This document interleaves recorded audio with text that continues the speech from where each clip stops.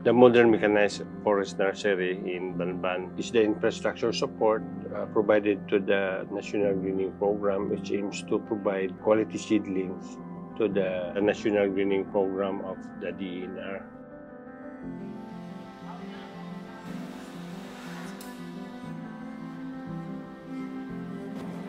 Ito yung potting media na ginagamit namin sa pag-deliver ng seedlings. Ito po yung 60-40, 60% risal, 40% garden soil. Galing doon siya sa potting media, yung mimix na lupa, ihahatid dyan siya sa may bagger machine, yung pinaka-imbudo niya.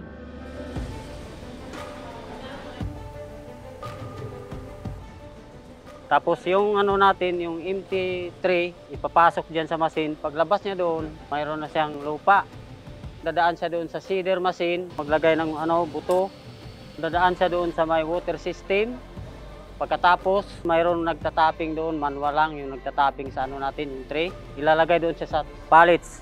Yung pallets, 24 ang laman noon, 24 na tray. Ihahatid siya doon sa forklift, doon sa growing area.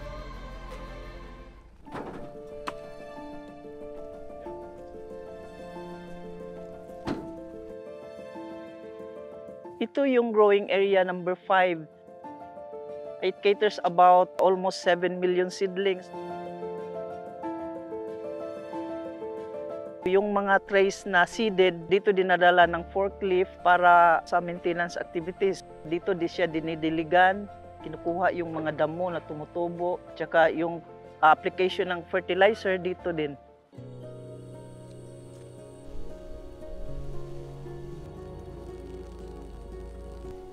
Ito yung namin, water system. Mayroon po kaming reservoir dyan sa taas. Gravity lang ang ginagamit namin sa pagpapaging.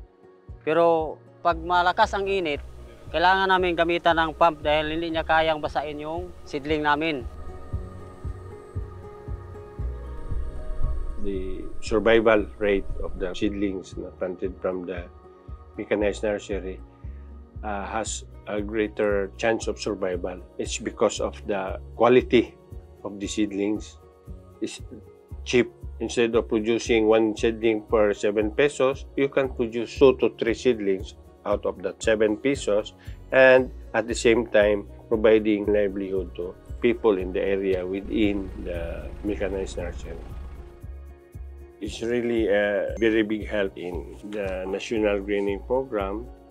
Since its inception in 2015, when we started our first production of the seedlings, we provided seedlings to the 10 million 10-year initiative of the private sector and government. We provided seedlings to local government units, to entire island of Negros, and we even reached up to Cebu and Bohol and other provinces in Panay.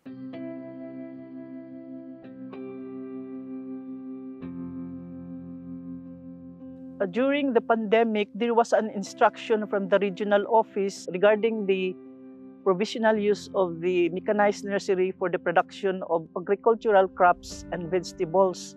That was also a way of addressing the problem on food scarcity during that time.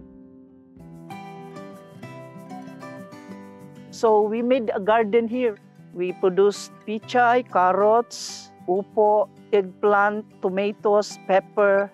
We distributed about mga 500 kilos more or less ng vegetables na ready to cook. Pero despite of that, hinahanapan pa rin kami ni Regional Director Milicor ng report namin sa yung seedlings talaga na vegetables na ibigay sa tao, kasi ang sabi niya, if you want the sustainability sa activity, you'll teach the people how to fish, not give them the fish. So doon na nga yung mga buto, ni-raise na namin sa mga trays. So ganyan, like that one, pichay. So yun yung ibinigay namin sa mga beneficiaries, mga farmer beneficiaries ng mga LGUs. At least nakatulong man lang yung nursery doon sa mga tao na makakain noong time ng pandemic.